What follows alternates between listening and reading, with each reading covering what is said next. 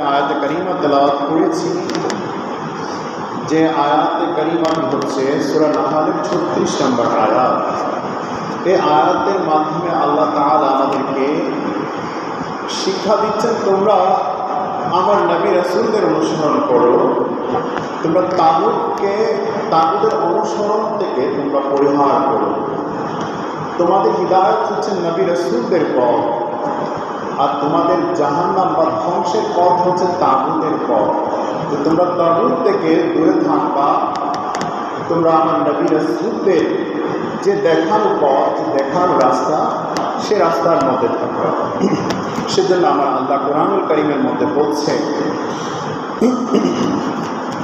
وَلَقَدْ بَعَثْنَا فِي كُلِّ أُمَّةٍ رَسُولًا أَنِ اعْبُدُوا اللَّهَ وَاجْتَنِبُوا الطَّاغُوتَ فَمِنْهُم مَّنْ هَدَى اللَّهُ وَمِنْهُمْ حَقَّتْ عَلَيْهِ الضَّلَالَةُ فَسِيرُوا فِي الْأَرْضِ فَانظُرُوا كَيْفَ كَانَ عَاقِبَةُ الْمُكَذِّبِينَ। আমার আল্লাহ কোরআনে বলছেন, ওয়ালাকাদ বাআসনা ফি কুল্লি উম্মাতির রাসূলা, নিশ্চয় আমি প্রত্যেক জাতির মধ্যে একজন রাসূল প্রেরণ করেছি, একজন রাসূল পাঠিয়েছি। আনিবুদুল্লাহ ওয়াজতানিবুত তাগুত, এই মর্মে যে আমার আল্লাহ বলছেন, এই মর্মে তাদেরকে পাঠিয়েছি যাতে করে তোমরা আল্লাহর ইবাদত করো এবং তাগুতকে বর্জন করো। এরপর আমার আল্লাহ বলছেন, ফামিনহুম হাদাল্লাহ, তাদের মধ্যে আল্লাহ কাউকে আল্লাহ হিদায়াত দান করেছেন। এরপর আমার আল্লাহ বলছেন, ওয়ামিনহুম মান হাক্কাত আলাইহি দালালা, আর তাদের মধ্যে কারো উপর পথভ্রষ্টতা অবধারিত, আর তাদের মধ্যে কেউ হেদায়েত প্রাপ্ত হবে নবী রাসূলদের দ্বারা, আর তাদের মধ্যে এমন কেউ থাকবে যাদের জন্য আমার আল্লাহ তাআলা আগে থেকে পথভ্রষ্টতা অর্থাৎ জাহান্নাম রেডি করে রেখেছে। এরপর আমার আল্লাহ বলছেন, ফাসিরু ফিল আরদ, অতএব তোমরা পৃথিবীর জমিনে ভ্রমণ করো। ফানজুর কাইফা কানা আকিবাতুল মুকাজ্জিবিন, এবং দেখো মিথ্যাকারীদের পরিণাম কেমন হয়েছিল। অর্থাৎ আমার আল্লাহ কোরআনে বলছেন, আমি প্রত্যেক জাতির কাছে একজন করে নবী রাসূল পাঠিয়েছি, এবং এই মর্মে যে তারা যেন আল্লাহর পথে আসে, আমি আল্লাহর ইবাদত করে আর তাগুতকে অর্থাৎ মূর্তি পূজা, শয়তানের পূজা থেকে যেন নিজেদেরকে দূরে রাখে। এবং আমার আল্লাহ আরও বলছেন যে তাদের মধ্যে কাউকে আমি আল্লাহ হেদায়েত দান করেছি, অর্থাৎ নবী রাসূলরা তাদেরকে দাওয়াত দিয়েছে, তাদের মধ্যে আমি কাউকে হেদায়েত দান করেছি। যেমন নূহ আলাইহিস সালামের সন্তান কে বলছিল, কেন কে তুমি ইসলামের দাওয়াত কবুল করো, সে করেনি, তো তাকে কবুল করেনি আল্লাহ। আবার অনেককে আল্লাহ কবুল করেছে যারা নূহ আলাইহিস সালামের কিস্তিতে ছিলেন। তো এইভাবে দিনের দাওয়াত সবাইকে দেওয়া হয়, কিন্তু কাউকে আল্লাহ হেদায়েত দান করেন সেটা আমার আল্লাহ আগে থেকে রেডি করে রেখেছে তার জন্য, যে তার কপালে হেদায়েত আছে, তার তাকদীরে।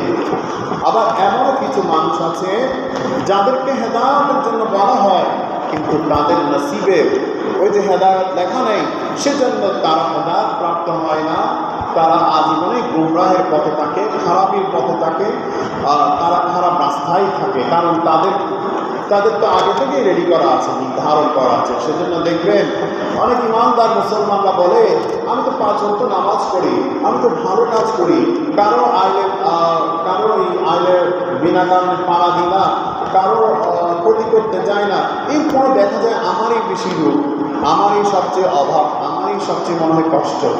আর যে অন্যদিকে দেখি যে ওই যে মানুষটা, সে সবসময় খারাপ ছাড়া, গীবত ছাড়া, নিন্দা ছাড়া, অসামাজিক কাজ ছাড়া সব কিছুতে সে লিপ্ত, কিন্তু আল্লাহ তাকে কি করে না, একটা ব্যায়াম দেয় না, একটা সর্দির জন্য ওষুধও খেতে হয় না, এমনটা হয়ে থাকে।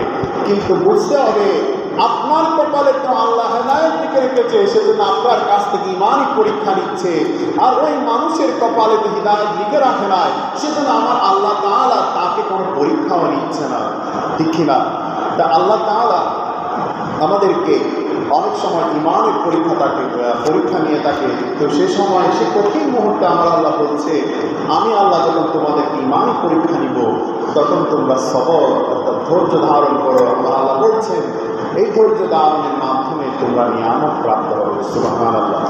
এরপর এই আয়াতে কারিমার মধ্যে আরো বলছেন, তোমরা জমিন, পৃথিবীর সমস্ত জমিন তোমরা ভ্রমণ করো, ঘুরে দেখো এবং দেখো মিথ্যা যারা কথা বলেছে, আমি আল্লাহর সাথে মিথ্যারোপ করেছে, আমি আল্লাহর দ্বীন ইসলামের সাথে যারা শত্রুতা করেছে, তাদের কি পরিণাম হয়েছে।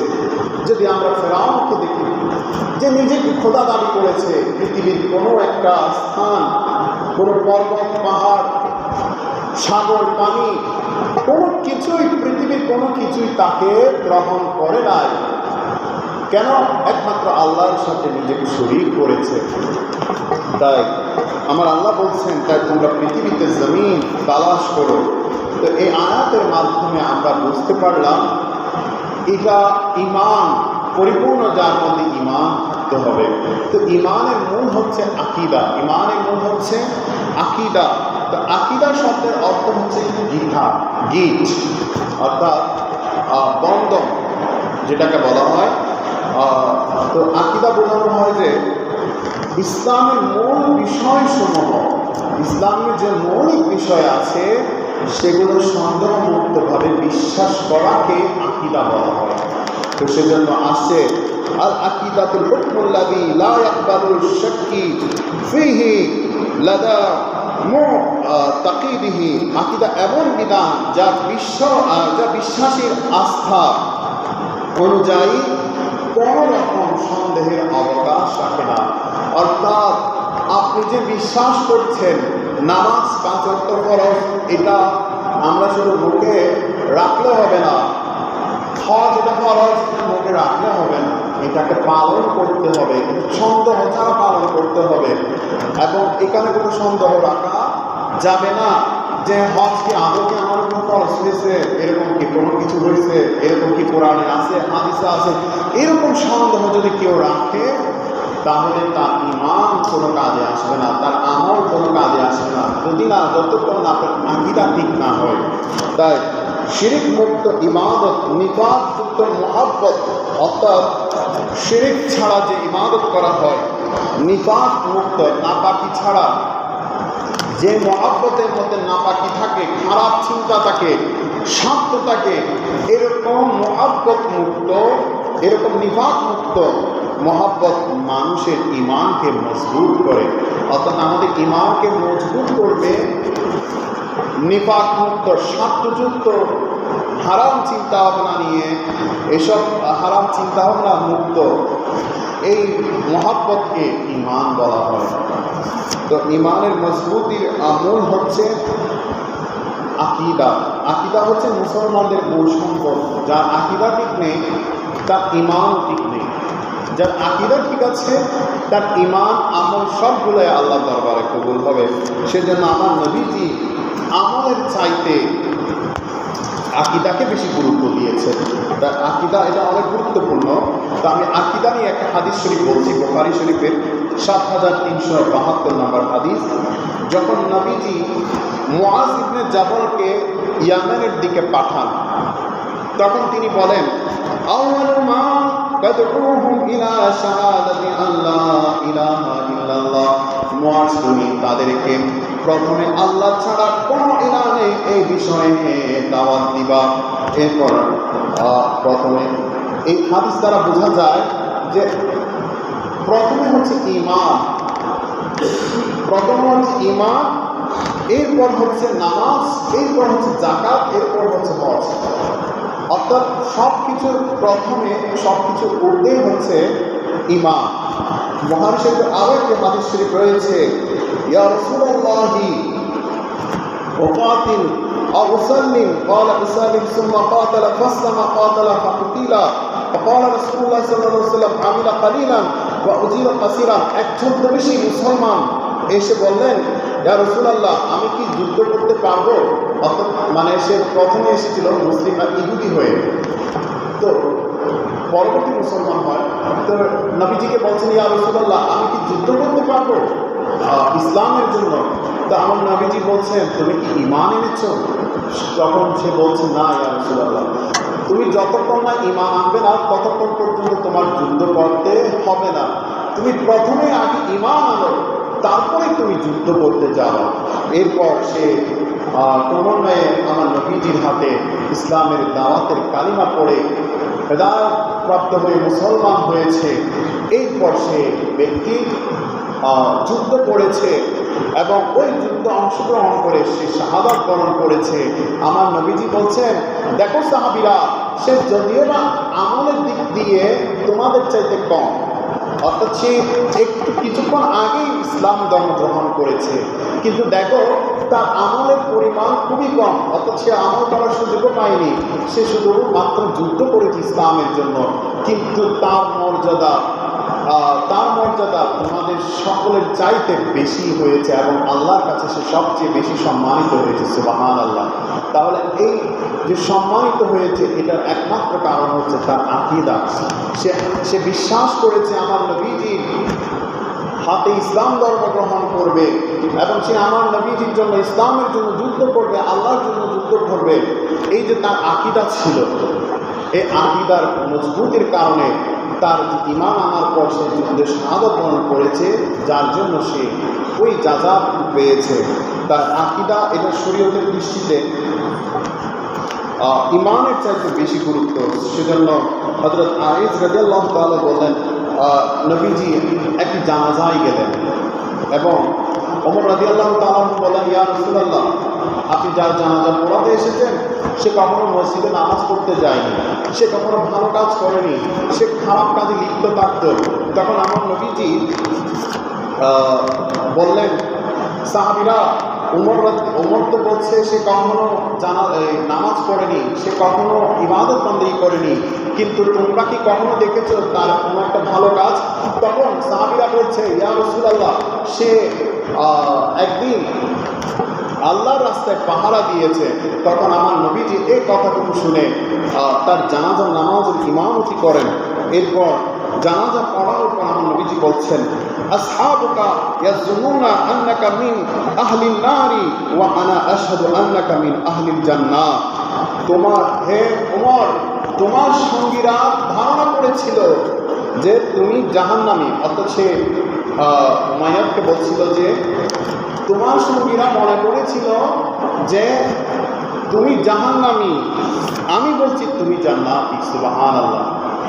অর্থাৎ তোমার সঙ্গীরা জানাজা পড়ানোর আগে আমাকে বলেছে তুমি নাকি জাহান্নামী, কিন্তু আমি নবীজি জানাজা পড়ানোর বলছি তুমি জান্নাতি। সুবহানাল্লাহ। এটা হচ্ছে আমাদের আকীদা। আমার নবীজি জান্নাত দিতে পারে, আমার নবীজিকে জান্নাত দেওয়ার ক্ষমতা দিয়েছেন আল্লাহ। এই বিশ্বাসটুকু যার মধ্যে আছে তার আকীদা মজবুত। আমার নবীজি জান্নাতের মালিক, আমার নবীজি জান্নাত দিতে পারে, এটাই হচ্ছে আমাদের আকীদা। তো এভাবে করে আমাদের অসংখ্য আকীদা রয়েছে। নবীজি নূর, এটা আমাদের আকীদা। নবীজি হাজির নাজির, এটা আমাদের আকীদা। নবীজি গায়েব জানে, এটা আমাদের আকীদা। তো এইগুলার মাধ্যমে আমাদের ঈমান মজবুত। যদি কেউ বলে যে নবীজি হাজির নাজির না, নবীজি মাটির মতো মানুষ, আমাদের মতো, তাহলে তার ঈমান নেই, অর্থাৎ তার আকীদার মধ্যে ঘাটতি আছে। যার আকীদা ঘাটতি তার কখনো ঈমান মজবুতই হয় না। সেজন্য আর একটা হাদিস শরীফ রয়েছে, ইন্নাকা লা তুসআলু আন আমালিন নাস ওয়ালাকিন্না তুসআলু আনিল ফিতরা। তোমাকে মানুষের আমল সম্পর্কে জিজ্ঞেস করা হবে না, অর্থাৎ বরং আকীদা সম্পর্কে জিজ্ঞেস করা হবে, তোমার আকীদা কী ছিল। তো সবচেয়ে বিশুদ্ধ আকীদা হচ্ছে আহলে সুন্নাত ওয়াল জামাতের আকীদা। আমার আল্লাহ সূরা আলে ইমরানের 106 নম্বর আয়াতের মধ্যে বলছে, ইয়াউমা তাবিয়াদু উজুহুন ওয়া তাসওয়াদু উজুহুন। সেদিন কোনো কোনো মুখ উজ্জ্বল হবে আর কোনো কোনো মুখ উজ্জ্বল হবে না। অর্থাৎ কিয়ামতের দিন কোনো কোনো চেহারা উজ্জ্বল হবে, নুরানি হবে, নূর ধারা ভরপুর থাকবে, আর কোনো কোনো চেহারা কালো থাকবে। তো আব্দুল্লাহ ইবনে আব্বাসের এটার ব্যাখ্যা করছেন এইভাবে, ইয়াউমা তাবিয়াদু আহলুস সুন্নাত ওয়াল জামাত, যাদের চেহারা উজ্জ্বল হবে সেদিন, যাদের চেহারায় সেদিন নূর থাকবে, তারা হবেন আহলে সুন্নাত ওয়াল জামাতের অনুসারীরা। সুবহানাল্লাহ। তাই আমরা যে পূর্ব থেকেই জান্নাতির রাস্তায় আছি, জান্নাতি প্রাপ্ত দল আহলে সুন্নাত ওয়াল জামাত, এটা হযরত আব্দুল্লাহ ইবনে আব্বাস রাদিয়াল্লাহু তাআলা এই যে তাফসীর থেকে এটা আরও বিশুদ্ধভাবে প্রমাণিত হয়ে গিয়েছে। তো তাগুত দ্বারা উদ্দেশ্য হচ্ছে, আমি যে একটু আগে সূরা নাহলের 36 নম্বর আয়াতে কারিমা তেলাওয়াত করেছি, এই তাগুত দ্বারা উদ্দেশ্য হচ্ছে শয়তান, অর্থাৎ শয়তান যাকে দেখা যায় না, যাকে অনুধাবন করা যায়। হযরত আমর ইবনে আস রাদিয়াল্লাহু তাআলা বলছেন, আল্লাহ হযরত আদম আলাইহিস সালামকে সৃষ্টি করার 2000 বছর পূর্বে জিন জাতিকে সৃষ্টি করেছিলেন।